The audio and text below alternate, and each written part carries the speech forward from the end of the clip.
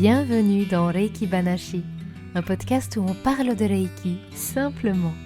Je m'appelle Inina, praticienne et enseignante Shihan de Jikiden Reiki, et à travers cet espace, je vous propose des réflexions et des partages. Aujourd'hui, j'ai le grand plaisir d'accueillir Sarah Johnson. Sarah est Shihan de Jikiden Reiki. Elle pratique, propose des soins et enseigne à Leicestershire, au Royaume-Uni. Et elle est également enseignante de Yoga Nidra, dont nous parlerons également ensemble.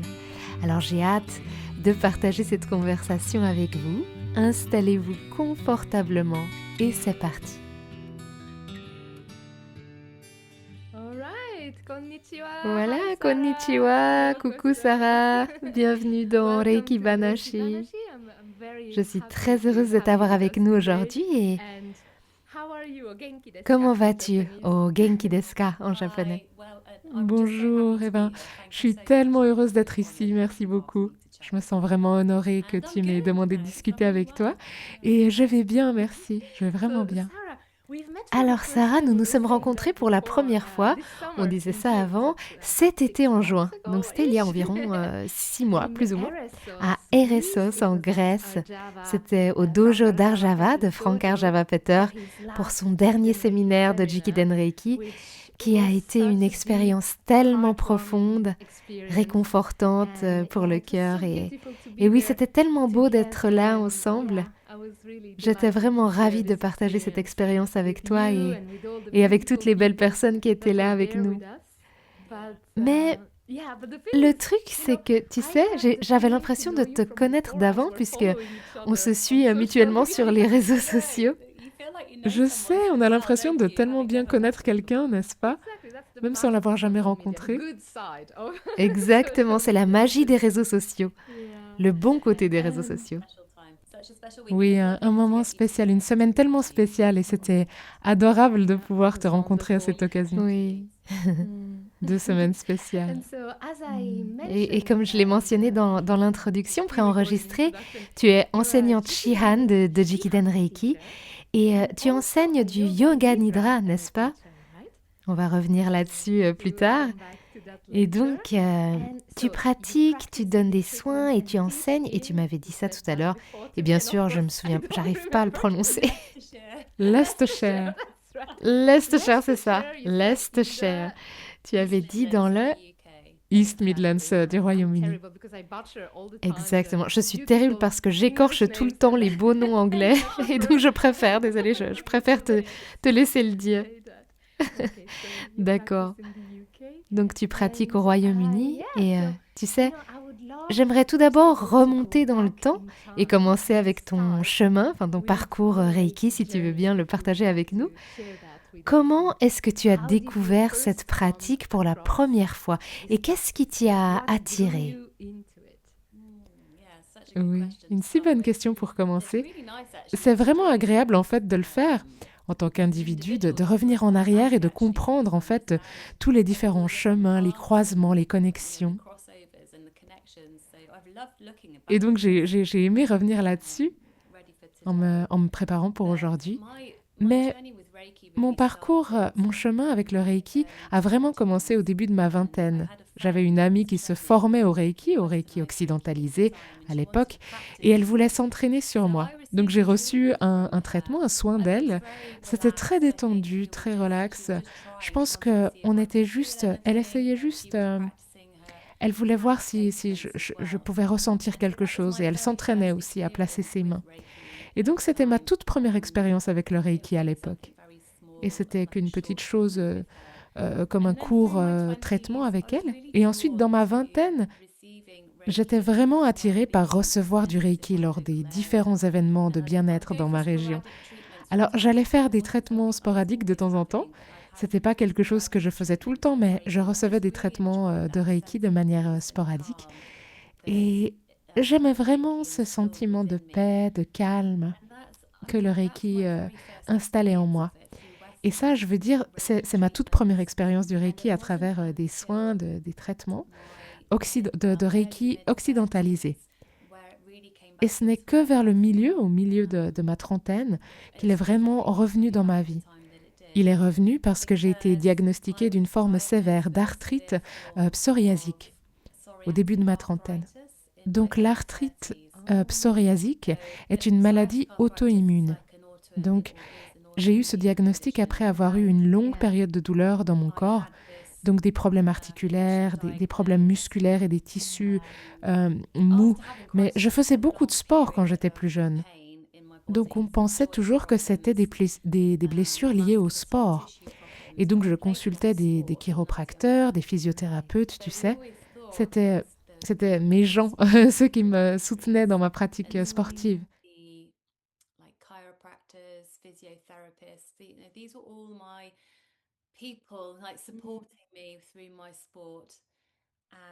Et le diagnostic d'arthrite a été évidemment un énorme choc. Mais la raison, je crois maintenant, quand je regarde en arrière et que je réfléchis, c'est que j'ai vécu un événement vraiment traumatisant qui a ensuite créé ce niveau énorme d'inflammation dans mon corps. Ça a un peu explosé. Et cet événement, si c'est peut-être utile à partager pour les gens, mais il pourrait y avoir un contenu sensible pour certaines personnes. Oui, oui, non, bien sûr, tu peux y aller. C'était que j'ai appris que j'étais enceinte le même jour où j'ai fait une fausse couche. Et donc, j'ai fait une fausse couche sans réaliser que j'étais enceinte. Donc, j'aurais été à environ 12 semaines de grossesse, je pense, à l'époque, sans savoir que j'étais enceinte. Donc, c'était évidemment un moment très, très dévastateur, vraiment traumatisant à traverser. Et j'avais, comme je l'ai dit, quelques problèmes articulaires avant, mais probablement dans le mois qui a suivi la fausse couche, mon corps a littéralement explosé d'inflammation. Et ce problème, ce souci était partout dans mon corps.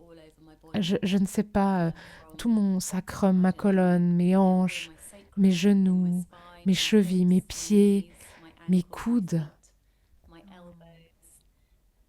Et donc, mon corps était vraiment gonflé, très inflammé. Je ne pouvais pas bouger. J'étais dans une immense douleur. Ma fille aînée avait seulement environ 1 an, je crois 1 an et demi. Donc je ne pouvais pas la porter, jouer avec elle.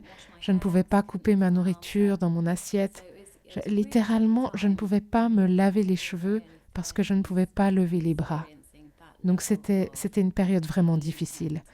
Et être à peine au début de la trentaine et vivre ce niveau de douleur et ne pas pouvoir bouger, pour quelqu'un qui fait beaucoup de sport et a toujours été très en forme, c'était un vrai défi pour moi à ce moment-là. Et oui, c'était en fait parce que les médecins à l'époque ne comprenaient pas vraiment ce qui se passait pour moi. Et donc je suis descendue voir mon kiné, qui était le kiné de l'équipe d'athlétisme de Grande-Bretagne, et je le consultais depuis un moment. Donc je le connaissais et j'avais confiance en lui. J'avais une très bonne relation et je me souviens d'être entrée en boitant dans son cabinet. Il était à environ 45 minutes de route de chez moi et il a dit « Sarah, je ne peux pas te traiter. C'est impossible que je te traite.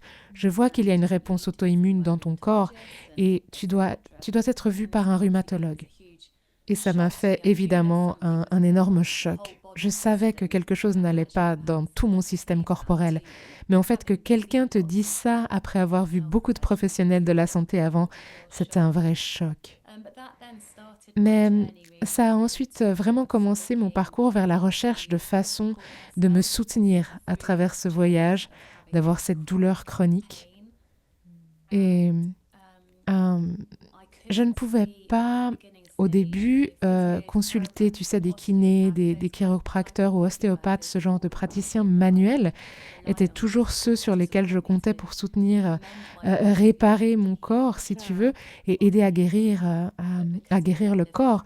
Mais à cause du niveau d'inflammation, c'était tout simplement pas possible pour moi de recevoir ce type de traitement à ce moment-là. J'ai fini par revenir un peu à l'ostéopathie et je crois que j'ai aussi essayé l'acupuncture parce que voilà, tu es tellement désespéré que tu es dans ce niveau de crise de santé, je suppose. Bien sûr. Tu veux essayer autant que possible pour t'aider. Mais c'est là que le Reiki est revenu vers moi, après avoir traversé tout ça et vécu tous ces problèmes avec mon corps physique. Et ensuite, en recevant le diagnostic d'arthrite psoriasique, j'ai eu comme une épiphanie. Je me suis dit, oh mon Dieu, puisque je ne peux plus recevoir cette manipulation physique et ce travail de tissu pour aider mon corps physique, la meilleure chose pour moi, c'est le Reiki. Pourquoi n'y ai-je pas pensé avant? Tu sais, avoir ce toucher doux, main posée, où il n'y a aucune manipulation, aucune pression. Non, ça ne va pas du tout blesser mon corps. Ça va me donner de l'énergie. Ça va m'aider à traverser ça physiquement, mentalement, émotionnellement. Et je ne connaissais pas grand-chose au Reiki à ce stade. J'avais juste reçu quelques traitements, mais je ne l'avais pas du tout appris. Et je ne le comprenais pas non plus vraiment. Donc cette épiphanie m'a littéralement conduite à faire des recherches en ligne et à chercher sur Google. Je crois que je cherchais juste Reiki japonais originel à l'époque. Je cherchais sur Google et le nom d'Amanda est apparu. Amanda Jane est apparue. Et je lisais son site web et je me suis dit, ça a l'air incroyable. Amanda a l'air incroyable. Et nous avons eu une conversation, je crois, juste par email, et pas énormément, dont je me souviens. Et je me rappelle simplement avoir pensé, c'est ça. C'est avec cette personne que je dois me former et je dois voyager. Amanda est à 5h30 de route de chez moi. Oui, c'est un assez long trajet. Elle est tout au fond à Cornwall et moi, je suis au centre du Royaume-Uni.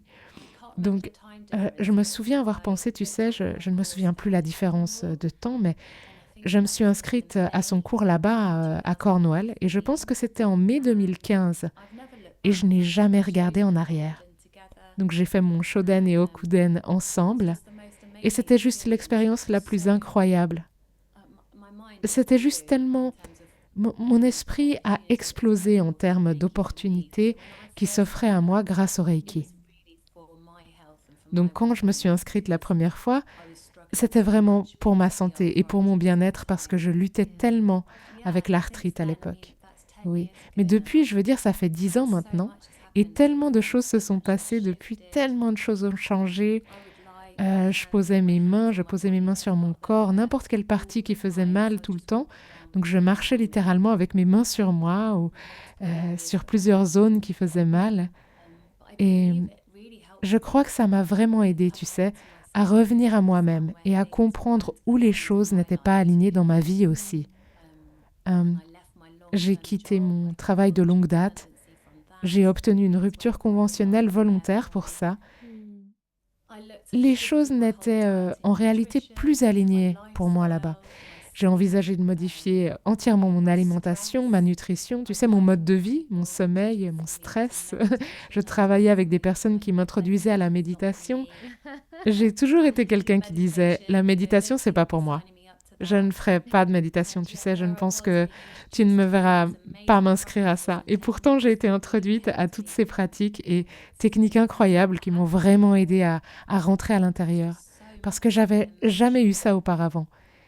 Et il y avait tellement d'émotions refoulées, de sentiments refoulés, d'expériences qui étaient évidemment tenues si fortement dans mon corps depuis, tu sais, toute une vie et probablement des vies antérieures. Oui, tu sais, nous savons cela à travers le Reiki. Et donc, c'était vraiment puissant pour moi de pouvoir explorer ça avec des personnes, oui. À travers Amanda, puis à travers différents enseignants de méditation, par exemple. Et c'est comme ça que je suis arrivée au Yoga Nidra. C'est comme ça que ça a commencé, parce que ma sœur est prof de yoga. Et elle m'a recommandé d'essayer le Yoga Nidra parce que, encore une fois, comme le Reiki, il n'y a rien à faire. Tu t'allonges simplement et tu écoutes et tu reçois. Et je sais que nous en parlerons un peu plus tard. Oui, oui, bien sûr. Bien sûr, ces deux techniques et pratiques étaient juste incroyablement soutenantes pour moi à ce moment-là. Et elles m'aidaient vraiment à ce que mon corps soit dans le bon environnement pour guérir aussi, tu vois. Ouais. J'ai appris énormément sur moi-même à travers tout ce processus. Et tu as ressenti comme un changement à l'intérieur de ton corps avec tout ça, comme ça? Bonjour, j'aimerais bien qu'il se présente. Ah non, ok. Il essaye de boire mon thé. Ah, voilà. Oui, est-ce que j'ai ressenti un changement dans mon corps? Oui, définitivement, ouais. Il y avait définitivement un assouplissement. Donc la première fois que je posais mes mains sur n'importe quelle zone qui faisait mal, c'était comme recevoir un énorme câlin doux et ça s'adoucissait. Parce qu'il y avait tellement de douleur dans mon corps tu sais, quand tu expérimentes tellement de douleur, tu es tellement crispé et tendu, il y a juste un vrai relâchement, comme c'est bon, c'est ok. Donc apprendre à détendre mon corps faisait partie du processus Reiki en fait, détendre l'esprit, le corps, et ça a eu un effet tellement profond aussi sur mon bien-être mental et émotionnel. Mais je me suis retrouvée, je crois que c'était environ 7 ans après mon diagnostic initial. Mon spécialiste a dit vous êtes en rémission, c'est parti. C'est vraiment inhabituel. Oh, waouh! Donc complètement, complètement. Je n'ai plus d'arthrite maintenant. C'est incroyable. Et tout ça sans traitement chimique? J'en ai eu au début, au tout début. Il voulait donc, je ne suis pas allée. Alors, il voulait me mettre sur un médicament. Je devais prendre un médicament de type chimiothérapie au début, des médicaments très forts, pour réduire l'inflammation dans mon corps. Et je voulais vraiment pas aller dans cette direction parce que j'étais inquiète de l'impact que ça aurait sur mon corps. Et pour une raison quelconque, je ne suis pas allée dans cette direction. Mais j'ai pris quelques médicaments, le niveau en dessous, si tu veux. Mais ensuite, j'ai dû arrêter ça avec ma seconde grossesse. Il y a eu un problème et j'ai dû arrêter le médicament à ce moment-là. Et donc, j'ai probablement été sous ce traitement seulement pendant 1 an ou quelque chose comme ça, je pense. Ça a atténué un peu, je crois, le niveau de douleur. Donc, c'était toujours là, mais je faisais le Reiki, le yoga nidra, la méditation. Et ensuite, je regardais mon mode de vie. Donc, beaucoup autour de la nutrition, du sommeil, du repos. La réduction du stress était énorme aussi. Et je pense que tout ça réuni, tu sais, le Reiki m'a vraiment aidé à aligner ce que je devais intégrer pour aider mon corps à guérir. Mais oui, je suis vraiment heureuse d'être à cet endroit maintenant. Tu sais, je suis dans la quarantaine avancée et je me sens en meilleure santé maintenant que dans ma trentaine. Donc, tu sais, ma trentaine a été une période de tellement de bonheur parce que je me suis mariée, j'ai eu des enfants, ce qui est incroyable. Mais de l'autre côté, c'était probablement la décennie la plus difficile que j'ai vécue jusqu'à présent à cause du niveau de douleur, des problèmes de santé que je traversais. Mais j'étais déterminée parce que tu sais, je suis née dans ce monde parfaite, entière et complète. Et pour moi, je me disais qu'il y a une raison pour laquelle mon corps se sent désaligné. Pourquoi ce problème est apparu, tu vois? Et donc pour moi, trouver un moyen de ramener mon corps en équilibre et de le réaligner pour qu'il fonctionne comme il est censé fonctionner, et j'avais cette confiance totale que les choses changeraient. Mais je ne savais pas quand, et je ne savais pas comment, presque. Je faisais juste confiance en fait que les choses changeraient. Et elles ont changé. Et ça a pris du temps, ça a pris des années, mais tu sais, quand tu imagines combien de temps il faut à ton corps pour arriver à ce niveau de maladie, il faudra du temps pour revenir. Bien sûr que ça a pris du temps, bien sûr. Wow, c'est très... Alors, j'aurais jamais imaginé ça. Je savais, j'ai lu un peu sur ton site, mais bien sûr, en te rencontrant en Grèce, tu étais celle qui, à 6 heures du matin, allait te promener. Et je me suis dit, oh, cette fille est super active et cette femme est incroyable et elle va nager et tout. Donc, j'aurais jamais pensé que tu avais je savais que tu avais une sorte d'obstacle, enfin que tu as eu des obstacles, disons, sur la route, mais je pensais pas que c'était aussi grave au début. Donc, waouh, c'est un vrai parcours, un chemin vers la guérison, n'est-ce pas? Oui, un chemin tellement guérisseur, ça l'est vraiment. Et puis tu sais, qu'à un moment donné, j'étais avec des béquilles parce que je ne pouvais pas marcher et je me souviens d'essayer de conduire les enfants à l'école avec des béquilles et je repense juste à quel point j'ai parcouru du chemin pendant ces 10 ans. C'est plus que ça maintenant, c'est 15 ans. Oh mon Dieu. C'est incroyable comme les choses changent et évoluent et comment le corps répond quand tu lui donnes le bon environnement pour guérir. Et je crois que le Reiki fait ça pour toi. Il fournit cet environnement incroyable pour que ton corps commence à fonctionner correctement et à se guérir lui-même. Oui, et comme tu dis, c'est très naturel. C'est presque comme quelque chose qui se déroule organiquement, tu vois.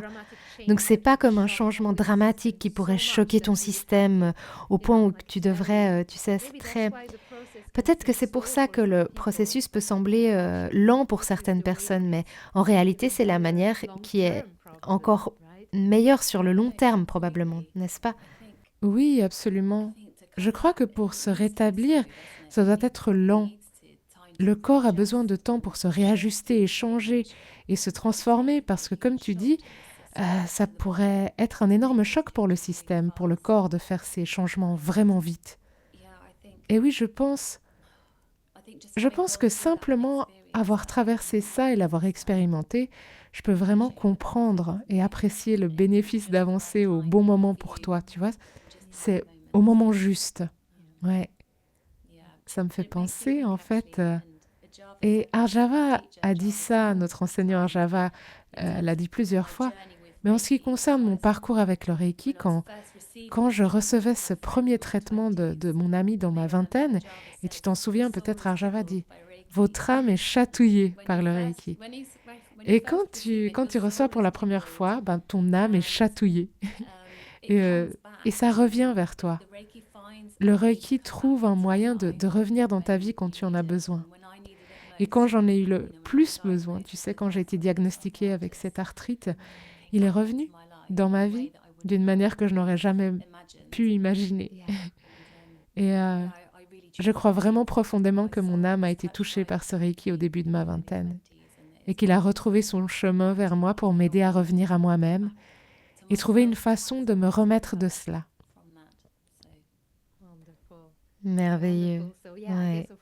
J'imagine que bien sûr tous ces moments ont eu un impact profond grâce au Reiki, mais est-ce que tu as eu un moment spécifique où tu t'es dit, OK, c'est ici que ça a vraiment eu le plus grand impact, ou que ce soit personnellement ou spirituellement, ou sur le chemin? Ouais, je pense que pour moi, je veux dire, tout le processus d'apprentissage a été profond, pour être honnête. Ça m'a vraiment ouvert les yeux et la connexion que j'ai avec moi-même maintenant est tellement plus profonde que quand j'étais plus jeune. J'avais l'impression que mes yeux étaient fermés, tu sais, je marchais juste dans la vie avec les yeux fermés sans être consciente ni présente du tout. Et je me sens tellement plus connectée maintenant. Donc, c'était vraiment difficile pour moi de pointer un moment exact dans tout mon chemin de guérison parce que c'était aussi tellement graduel. Donc, oui, c'est probablement plus difficile pour moi dans mon propre parcours personnel, mais il y a des moments où j'ai vécu des moments très profonds, tu sais, quand je travaille avec des différentes personnes, différents clients aussi. Il y a eu un moment en particulier où je faisais un traitement Seiheki Chirio avec une femme avec qui j'avais travaillé et avec qui j'avais fait tellement de traitements physiques ensemble pour l'aider avec son hystérectomie. Et nous avions ensuite décidé de passer au Seiheki Chirio après un certain nombre de traitements physiques, travaillant sur ce problème particulier. Et je ne me souviens pas du problème exact, ce n'est pas important. Mais nous avons choisi le problème avec lequel on travaillait pour le Seiheki Chirio. Et c'était l'une des premières fois, en fait, que je faisais ce traitement sur une cliente. J'avais travaillé sur moi-même, bien sûr, et j'avais une profonde confiance dans la pratique, mais il y a eu un moment de guérison vraiment profond pendant ce soin. Et ça a juste mis en lumière la connexion corps-esprit pour moi. Ça se jouait dans ma propre guérison personnelle, mais le voir chez quelqu'un d'autre, c'est comme waouh! Et pendant que nous faisons le traitement ensemble, je tenais simplement cette profonde confiance que tout était bon et que tout allait être juste et correct pour elle, exactement comme ça devait être. Et sa colonne vertébrale s'ajustait et son cou bougeait. Et elle ne m'avait rien dit dans la pré-conversation, si tu veux, au sujet d'autres problèmes physiques pour elle.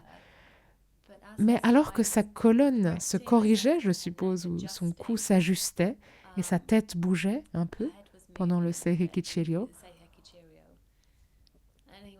En bref, nous avons eu une conversation à la fin du traitement. Elle a dit: Sarah, je n'arrive pas à y croire. Je n'ai pas pu tourner mon cou depuis. Je pense qu'il y avait eu un accident d'équitation quand elle était dans son début d'adolescence. Elle n'avait jamais été capable de tourner son cou vers la gauche du tout depuis. Elle avait vu des chiropracteurs et toutes sortes de professionnels de santé.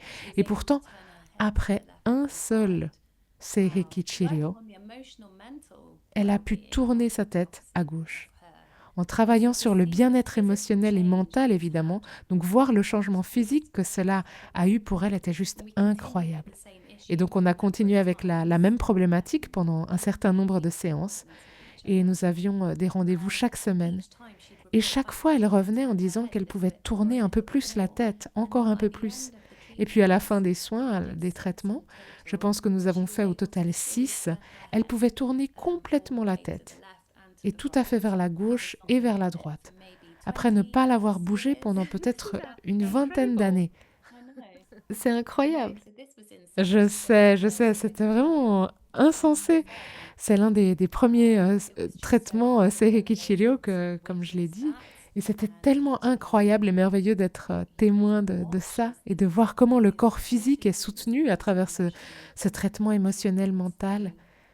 Donc ça a vraiment été profond pour moi et ça m'a vraiment aidé à comprendre encore plus cette connexion étroite que l'esprit et le corps ont.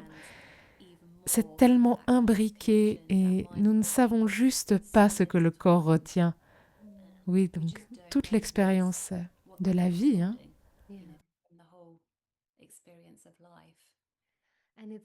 Et c'est incroyable elle ne t'en ait même pas parlé, en fait. C'est comme si le corps et l'âme savaient par eux-mêmes comment se guérir grâce à l'énergie qui circule, le Reiki qui circule, n'est-ce pas?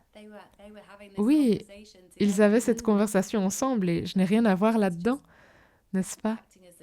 C'est juste agir comme le canal pour que cette énergie, ce magnifique échange d'énergie puisse avoir lieu. Et oui, c'était un moment vraiment, vraiment profond, oui. Et c'est un tel honneur de pouvoir être témoin de ça maintenant, même si on fait juste que canaliser simplement, être présent, humble, tu sais, être ce canal. Mais c'est une telle joie de voir tout fonctionner si profondément et si intensément pour les gens. Oui, vraiment, vraiment. Je me sens très honorée de pouvoir partager ça avec les gens. Vraiment. Merveilleux. Et oui, donc tu mentionnais plutôt que tu es aussi maman, n'est-ce pas? Donc tu es maman. Tu as dit de 3.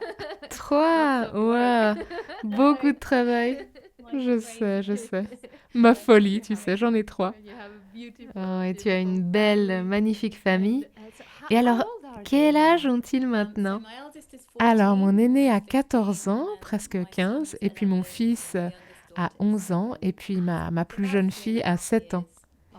Ça fait environ 3 ans et demi de différence entre eux. Et ils m'ont chacun eu à différentes étapes de ma vie en tant que maman, tu vois. Donc, mon aîné aurait vécu les débuts de la maternité quand je traversais toute la crise de santé. Je n'étais pas encore formée au Reiki, donc je faisais toutes sortes de choses, mais elle était là à travers ça et elle était là pour moi. Et mes premières expérimentations avec le Reiki, je l'utilisais sur elle et elle avait environ 4 ans à l'époque. Et j'ai adoré quand je l'ai utilisé pour la première fois. Elle disait: je peux le sentir, maman. Et je peux voir des étincelles sortir de ta main. C'était tellement adorable. Et c'était tellement mignon. C'était vraiment spécial. Oui, mon fils n'avait que 9 mois quand j'ai appris le Reiki avec Amanda. Et donc, il l'a pratiquement eu presque toute sa vie. Mais il a eu un début tellement difficile avec tellement d'otites et d'antibiotiques aussi. Il avait beaucoup d'antibiotiques pour diverses choses quand il était bébé. Mais j'ai remarqué que surtout avec Sophie, ma plus jeune, elle a presque jamais pris d'antibiotiques. Peut-être une fois pour quelque chose de vraiment assez sévère. quand une infection, je pense, est entrée dans ses articulations, mais qu'elle ne pouvait plus bouger. Donc nous avons dû passer par là. Évidemment, la médecine occidentale joue un rôle énorme, hein, mais je peux les soutenir à la maison, tu vois, pour des petits maux ou problèmes, alors je leur fais du Reiki, tu vois. C'était justement ma question. Beaucoup de gens se demandent comment ça marche. Je pense que beaucoup de gens ont une image qui dit que le Reiki doit être fait sur une table de massage. Et donc, peut-être peux-tu nous dire un peu comment tu l'utilises avec tes enfants? Oui, je veux dire, quand ils étaient tout petits, les bébés dans le lit, j'étais souvent assise à côté du lit. Je n'étais pas, tu sais, il y avait le moment du coucher, était un bon moment pour l'utiliser. Ou toujours quand je les tenais dans les bras, ils recevaient naturellement du Reiki, non? Surtout si je les mettais au lit. Je passais ma main dans le lit et je la posais sur le ventre et leur tête et ils s'endormaient pendant que je leur donnais du Reiki. Ça, c'était quand ils étaient tout petits, mais encore maintenant, je vais me coucher avec eux et leur donner du Reiki au moment du coucher et ils trouvent ça vraiment agréable pour s'endormir s'ils ne sont pas distraits par le fait de me parler. Mais souvent, je plaisante avec certains de mes clients qu'avec les enfants, c'est parfois du Reiki furtif parce qu'ils bougent tout le temps et veulent faire des choses. Oui. Donc s'ils sont assis en train de lire un livre ou s'ils regardent la télé, je vais souvent m'asseoir avec eux derrière eux ou à côté d'eux et poser mes mains sur la tête ou leur dos ou leur ventre. Donc le ventre et la tête sont généralement les grandes zones sur lesquelles je me concentre. Je sais que Chiyoko Sensei enseignait toujours de donner du Reiki au ventre des enfants pour aider leur système immunitaire à devenir plus fort. Et nous avons fait beaucoup ça. Et puis souvent, mes enfants font beaucoup de sport et peut-être de manière surprenante, il y a des petites blessures sportives qui arrivent, tu sais, des coups, des bleus, des coupures aussi. Donc j'utilise souvent le Reiki sur le côté du terrain, du terrain de hockey ou du terrain de football. Donc j'utilise souvent le Reiki sur le côté du terrain de hockey ou d'un terrain de football. Je pense que tous les autres parents me regardent en se demandant, mais qu'est-ce qu'elle fait? Je suis comme l'infirmière de service. Quelqu'un veut du Reiki? Ils le reçoivent. Ils le reçoivent de plusieurs manières, mais c'est souvent juste à la maison. Tu sais, quand ils sont assis, quand ils font des choses, quand je leur donne un peu de Reiki. Mais ils viennent aussi dans mon studio et je leur dis parfois, si tu veux recevoir un traitement complet aujourd'hui, veux-tu t'allonger?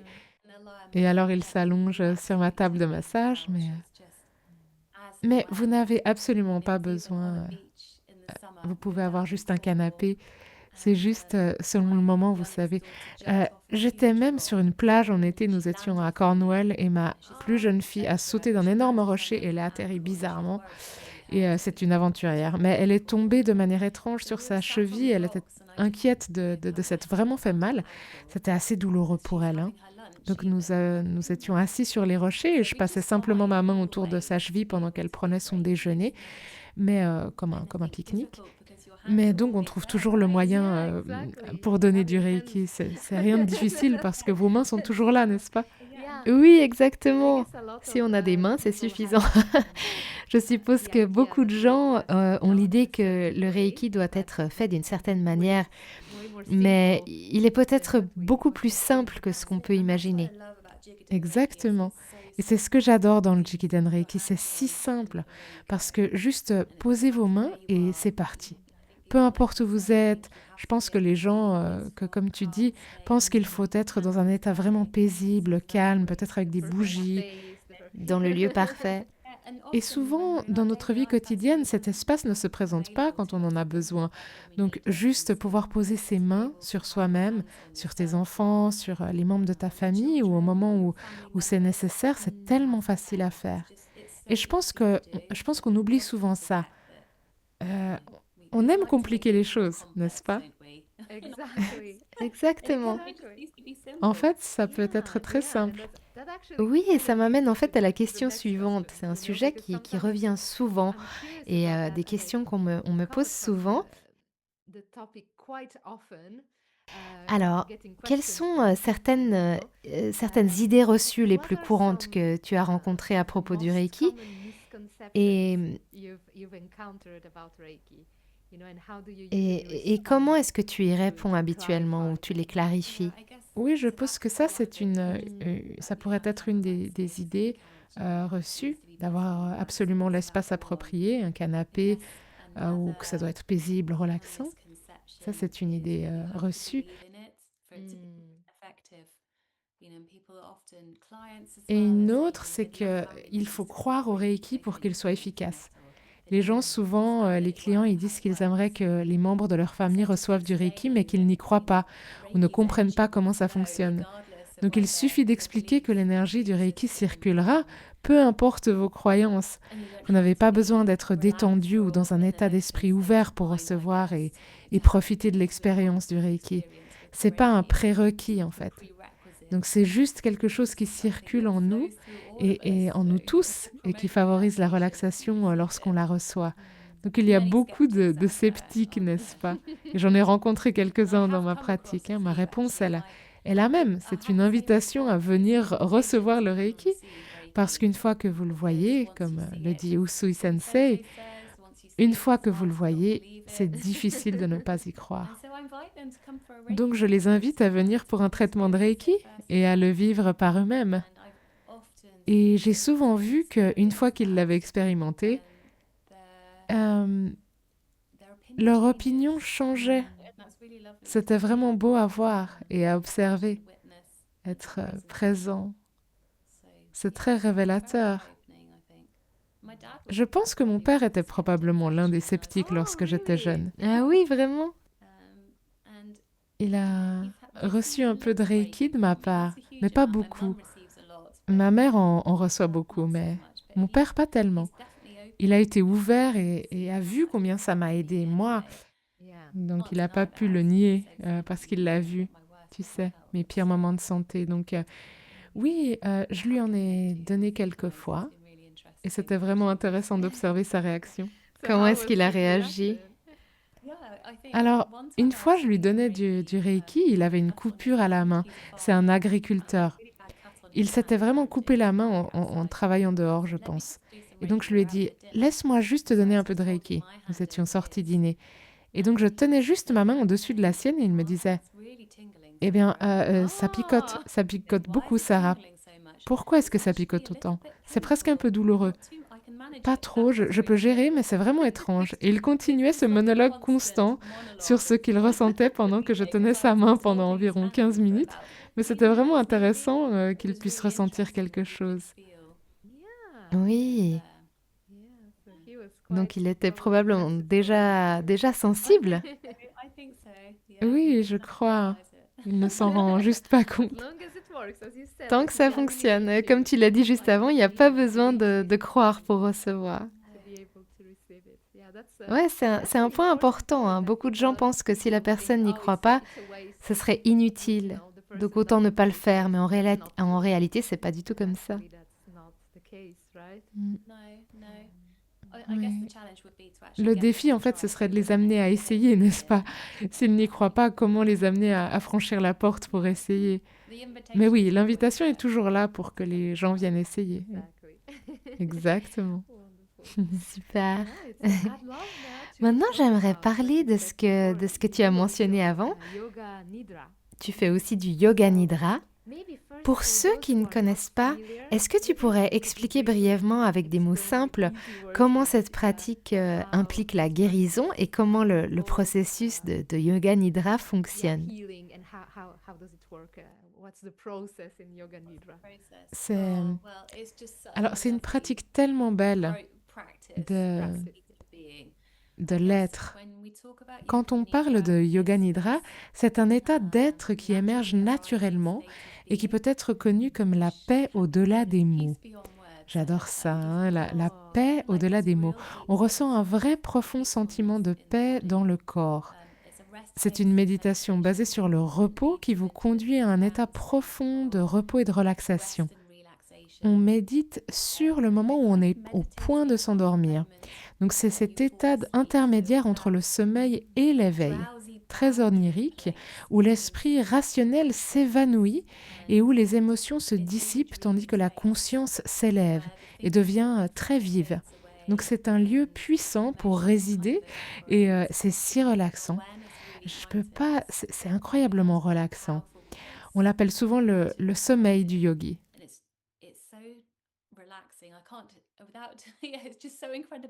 Et c'est un paradoxe car le sommeil du yogi est en réalité un état éveillé, un sommeil éveillé où notre conscience est vraiment vivante.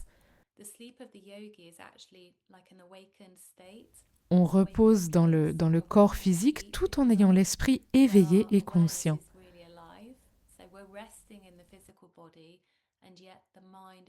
Waouh,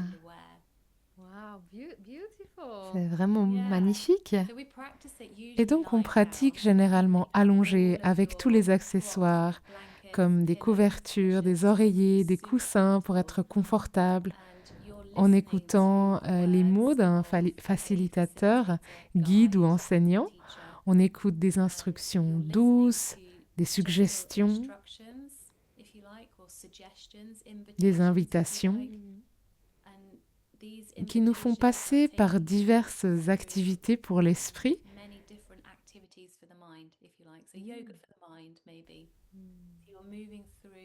Donc le yoga pour l'esprit, conscience de la respiration, rotation du corps. On vient travailler avec des opposés comme par exemple euh, le chaud ou le froid ou heureux ou triste. Et le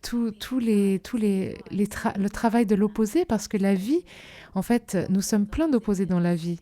Nous avons ces expériences, nous pouvons être heureux et tristes en même temps. Nous explorons ça dans la pratique du Yoga Nidra pour aider à développer notre résilience. Donc on écoute cette voix extérieure, mais aussi ta voix intérieure également. Et dans cet espace de repos profond que nous commençons à accéder à notre moi intuitif. Donc tu sais, les mots de notre âme, je suppose, des messages, des murmures de notre âme. C'est juste tellement beau parce que nous n'accédons pas très souvent à cet endroit pendant notre journée remplie, n'est-ce pas? Et en termes de côté scientifique, pour le Yoga Nidra, déplacer nos ondes cérébrales d'un état d'onde cérébrale bêta, d'être constamment en train de faire, de planifier, d'agir, vers un état plus semblable au rêve. Nous passons par un alpha, theta, delta, dans les ondes cérébrales du sommeil profond, où ton cerveau commence vraiment à ralentir et il se met tellement en veille que tu pourrais accéder à un espace de néant, même si ce n'est que pour une milliseconde. Cet espace de néant est comme une paix pure et c'est juste de la béatitude avec la pratique du Yoga Nidra. Comme le corps physique devient incroyablement détendu, et une fois que le corps physique devient si détendu, nous ouvrons alors la porte au corps mental, émotionnel et jusqu'au travail de l'âme également. Donc très similaire en termes de Reiki, tu sais, nous travaillons avec le corps physique, mental, n'est-ce pas? C'est retirer les couches, nous sommes comme un oignon. Retirer ces couches pour révéler nos vraies natures, tu sais, ce que nous pensons devoir être, ce que les gens nous ont dit que nous devrions être. C'est vraiment c'est aller jusqu'au plus profond. Mais c'est une pratique très puissante, mais tellement incroyablement facile à faire parce que tu t'allonges simplement et tu écoutes. Ça peut durer 15-20 minutes ou ça peut être plus long, 45 minutes, mais il y a tellement de bénéfices, je pense. Oui, et j'ai eu la chance de vivre ça, même si c'était pas en personne, et je suppose que tu proposes ça aussi en personne pour des groupes ou probablement pour des séances individuelles. Je ne sais pas comment ça fonctionne. Les séances de groupe en ce moment, oui. Individuelles dans le passé, oui. Je suis toujours ouverte à explorer des séances individuelles pour le Yoga Nidra. Et j'ai travaillé avec beaucoup de personnes, les soutenant à travers différents problèmes de santé, que ce soit pour le corps physique ou l'aspect mental et émotionnel, parce que ça aide à notre corps à descendre dans cet espace de guérison où le système nerveux nous fait entrer dans la phase de repos et digestion, plutôt que dans le combat ou la fuite, hein, la phase dans laquelle nous passons beaucoup de temps dans nos journées. Tout le monde le fait. On passe simplement d'une chose à l'autre, Ce monde moderne est tellement rapide. Et donc, en partageant ces pratiques comme le Reiki et le Yoga Nidra, ça nous aide vraiment à ralentir, à faire une pause et à rester avec ce qui se passe, tu sais, à rester avec ce que nous avons, le bonheur, la tristesse, la joie, le désespoir. Tout est valide, tout est important. Et j'ai appris surtout à travers mon parcours que plus tu repousses ces sentiments et émotions inconfortables, moins c'est utile pour toi, parce qu'ils se manifestent physiquement dans ton corps. Pour moi, c'était mes articulations. Pour quelqu'un d'autre, ce sera autre chose.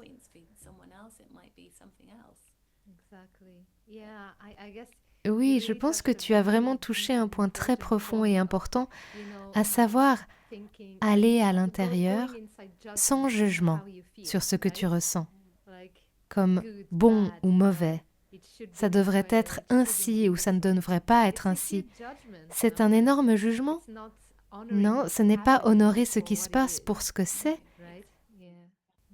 Oui. Et je pense que nous sommes guidés par tout ce qui nous entoure, les personnes autour de nous, les systèmes de croyances, notre éducation. Tout ça façonne qui nous sommes. Et ça ne correspond pas nécessairement à notre être profond. Ces pratiques, ces manières d'être nous aident vraiment à enlever ces masques, ces choses auxquelles nous nous accrochons parfois un peu trop, et simplement revenir à qui nous sommes censés être, ici. Notre essence.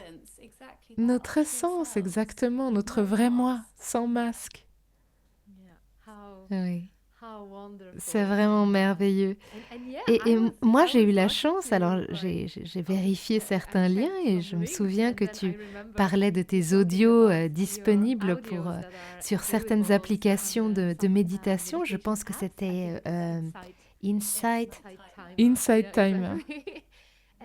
Oui, exactement. Et j'ai été vraiment étonnée de voir à quel point ta voix magnifique guide à travers de manière douce, mais aussi profonde.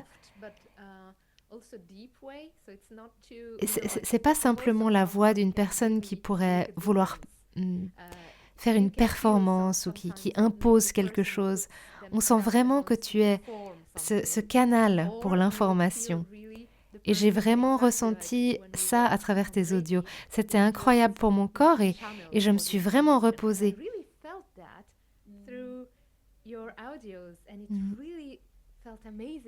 Et je me suis vraiment reposée, je me suis sentie presque comme si j'avais dormi quelques heures. C'était incroyable. Oui, un yoga nidra de 15 ou 20 minutes peut être considéré comme un équivalent à 3 ou 4 heures de sommeil. La restauration physique qu'on obtient en pratiquant le yoga nidra, juste en s'allongeant une après-midi. Moi, je fais un peu de reiki sur moi-même et j'écoute un yoga nidra où je me guide moi-même à travers un. C'est comme une sieste suralimentée. On ne peut jamais sous-estimer une sieste dans la journée. Pour moi, en tant que mère, c'est inestimable. Bien sûr, j'ai partagé le yoga nidra. Beaucoup de mes amies qui sont aussi mamans se sont jointes à moi. Et c'est une communauté si soutenante que nous avons pu créer grâce à la pratique du yoga nidra. C'est merveilleux et je recommande vraiment de le pratiquer. Il y a tellement d'endroits différents où on peut l'écouter et pour moi, c'est un des points forts. Ça aide vraiment à calmer le corps, tout comme le Reiki. Les deux ensemble exactement de manière similaire dans leur fonctionnement. C'est exactement ce que je voulais te demander également. Est-ce que tu ressens des connexions entre le Reiki et le Yoga Nidra? Et de quelle manière le Yoga Nidra approfondit ta perception du Reiki ou vice-versa? Et comment est-ce que tu navigues entre les deux? Oui, c'est une très bonne question. Alors, comme on l'a dit, ils sont tous les deux très similaires dans leur fonctionnement et la manière dont ils font ressentir.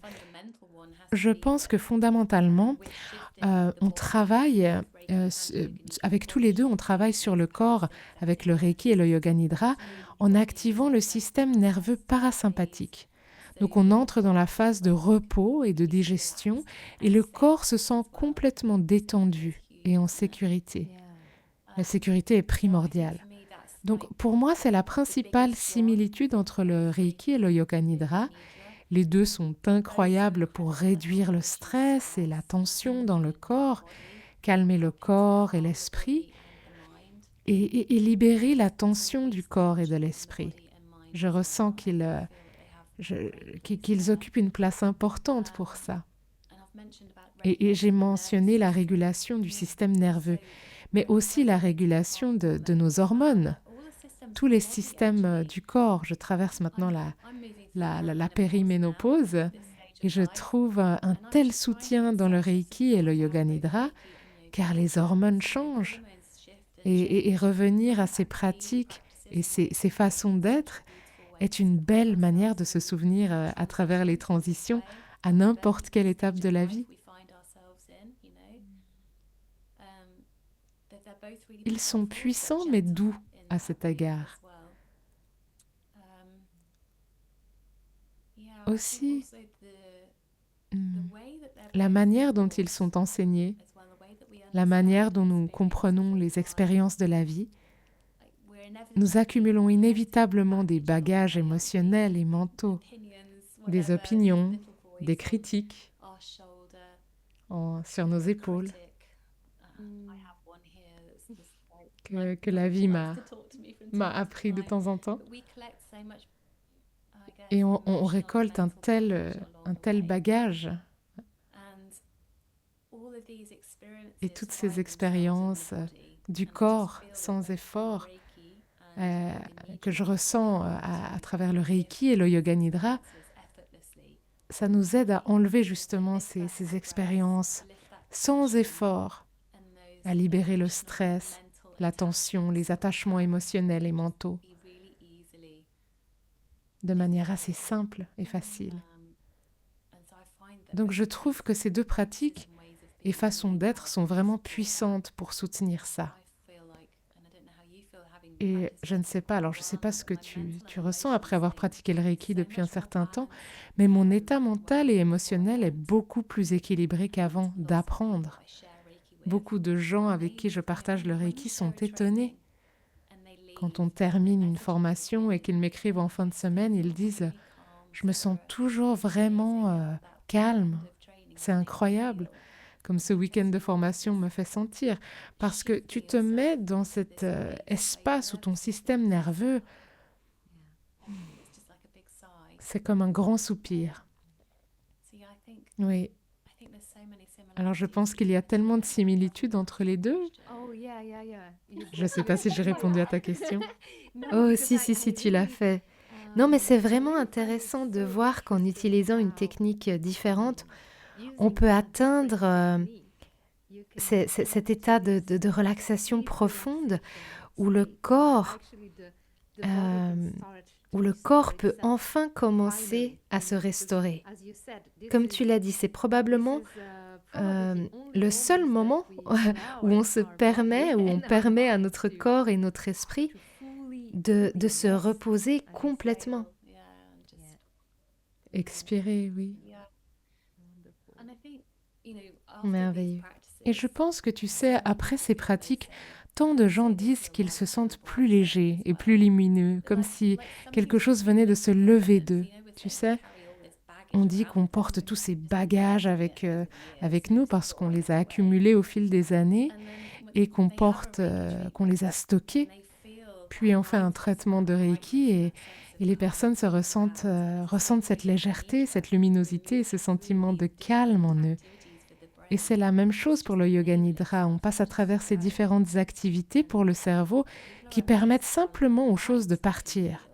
Et les gens sont étonnés de la légèreté qu'ils peuvent ressentir après une pratique de Yoga Nidra ou après un traitement de Reiki. Parce que oui, ça aide juste le corps à lâcher prise et à libérer ce à quoi il s'est accroché pendant si longtemps.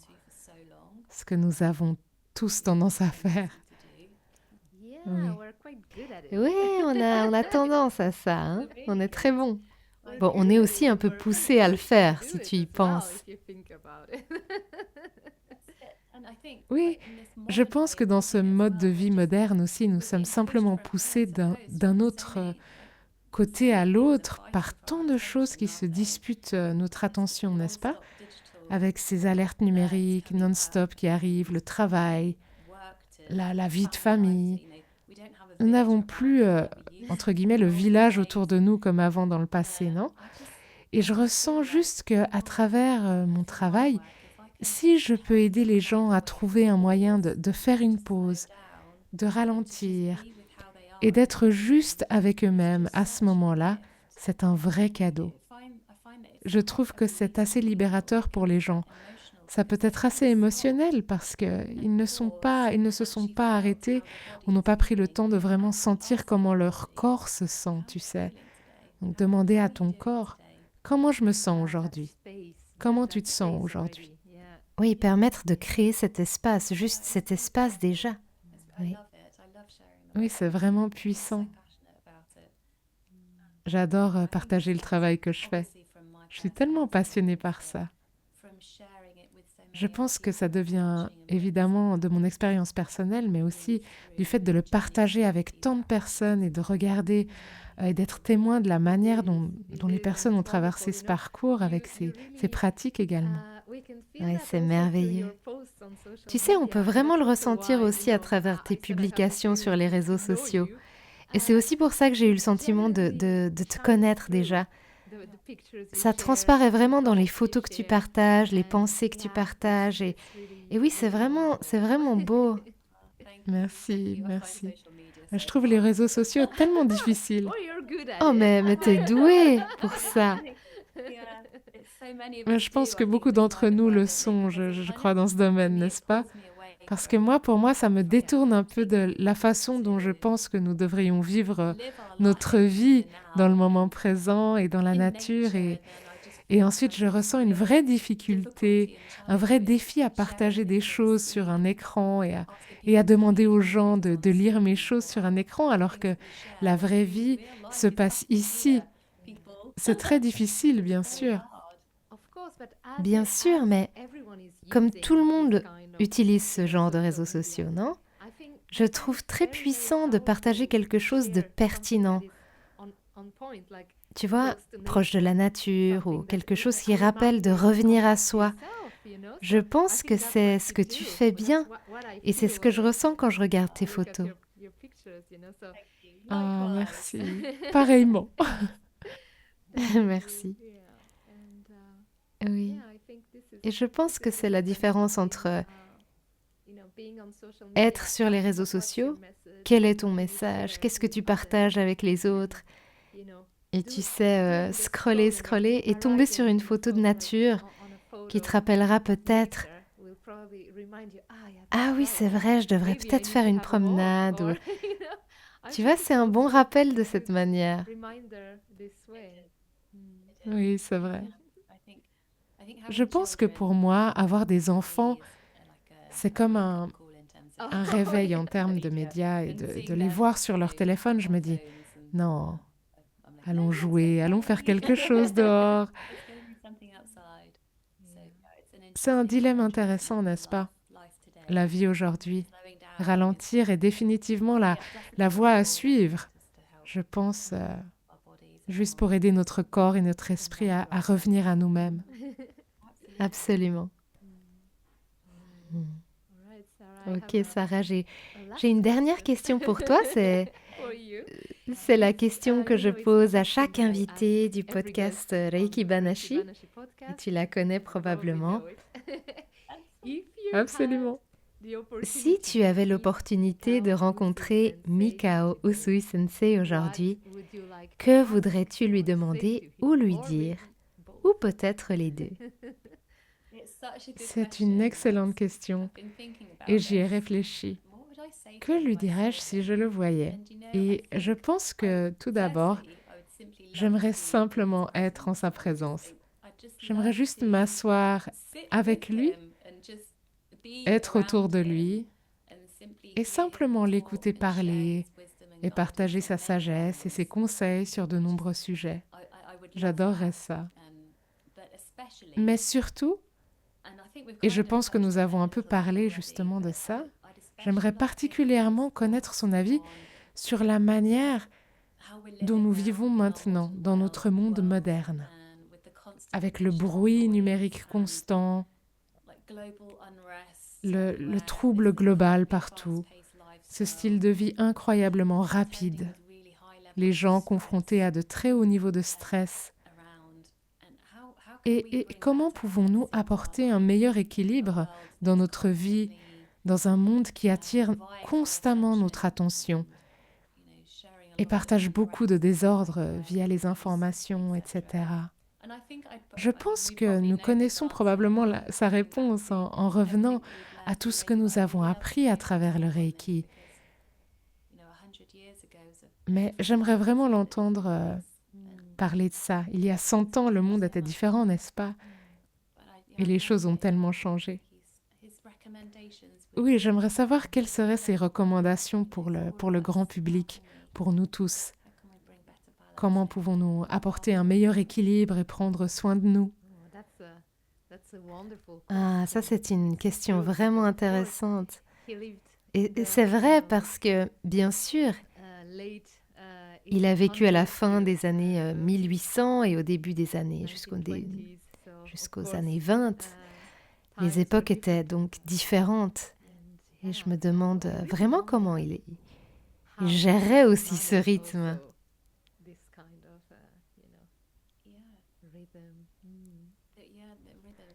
Oui, les rythmes de vie sont très différents, n'est-ce pas? Oui, demandons-lui. Les conseils peuvent arriver. Exactement. On pourrait peut-être recevoir une réponse dans un rêve ou quelque chose comme ça. Absolument. Et pour moi, je continuerai simplement à pratiquer les choses et à partager ce que je pense qui aidera les gens. Exactement, exactement. Je suppose que c'est aussi une des réponses. Continuer à pratiquer. Pratiquer et partager le don, vivre selon les Gokai, les incorporer autant que possible, juste faire toutes les choses que nous savons faire et ne pas laisser submerger par le stress, je suppose. Exactement. Merveilleux. Sarah, on arrive doucement à la fin de cet épisode, mais est-ce qu'il y a quelque chose que nous n'avons pas abordé et que tu ressens le besoin de partager avec nous avant qu'on termine? Non, je pense pas. Je suis juste reconnaissante que tu m'aies demandé de partager mon histoire et j'espère que ça inspirera ou motivera quelqu'un à essayer le Reiki, surtout s'il traverse des problèmes de santé, pour savoir que les choses peuvent changer, évoluer et pour avoir confiance en leur corps. Je pense que c'est mon message. Avoir confiance en son corps, avoir confiance en soi. Oh, merci beaucoup. C'est un très beau message. Et aussi à travers ton histoire, voir ton parcours, ton chemin de guérison depuis une telle douleur et presque sans solution, impuissante, puis te voir marcher sur la plage, gravir des montagnes à 6h30 du matin à RSO si rapide, motivant tout le monde. Non, c'est vraiment un merveilleux parcours de guérison et je suis tellement reconnaissante que tu l'aies partagé avec nous aujourd'hui. Merci de m'avoir demandé. Et oui, avant de dire au revoir, si les gens veulent te contacter ou te trouver, quel est le meilleur moyen de le faire? Ah oui, alors j'ai un site et mon business s'appelle Connect to Calm, tout en un mot. Donc connecttocalm.co.uk. Je suis aussi sur Facebook et Instagram, les réseaux sociaux habituels. Donc Connect to Calm avec Sarah Johnson sur Facebook. et Connect to Calm sur Instagram. Alors, je mettrai tous les liens en dessous. Le lien pour le Yoga Nidra sur l'app. Alors, j'en ai quelques-uns.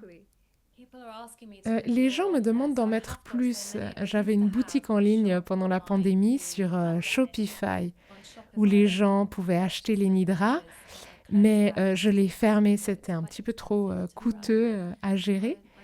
Mais j'essaie de trouver différents moyens de mettre les nidras à disposition des gens pour qu'ils puissent les écouter à la maison. Alors, restez à l'écoute. Oui, reste à l'écoute, affaire à suivre. Je republierai dès que tu les auras. Parce que j'ai vraiment ressenti des bienfaits importants pendant la pratique avec ta belle voix. Donc, je mettrai tout ça, tous les liens en dessous. Ok. D'accord, Sarah, merci beaucoup pour cette merveilleuse conversation. J'ai vraiment apprécié chaque instant. C'est toujours un plaisir de te voir en personne ou en ligne. Et je trouve aussi incroyable que nous puissions partager le Reiki au quotidien, dans nos familles, presque comme un remède maison. C'est aussi quelque chose que je suis heureuse que nous ayons abordé dans cette conversation. Je suis tellement passionnée par le fait de faire entrer le Reiki dans autant de foyers que possible avec les familles, les mamans, les papas, les aidants. C'est une vraie passion, donc si quelqu'un écoute et est intrigué à l'idée d'essayer le Reiki, faites-le, introduisez-le dans la maison parce que ça fait vraiment une énorme différence. Exactement. Surtout pour les grandes émotions des enfants aussi. C'est tout un sujet, mais oui. Oui, vraiment pour ne pas rester dans cet état d'esprit du type le Reiki, c'est seulement pour les clients ou les élèves.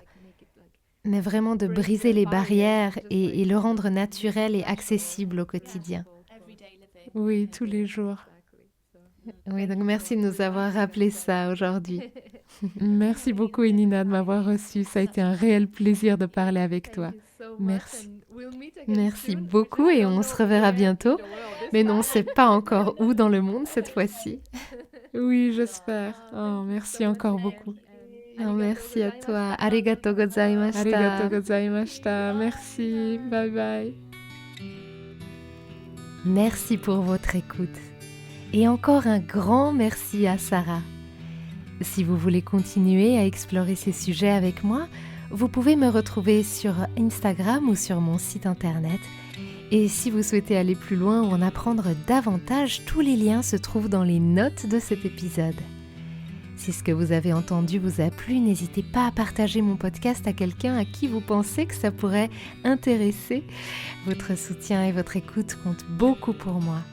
Alors je vous dis à très vite pour un prochain épisode et en attendant, prenez soin de vous. Arigatou gozaimashita.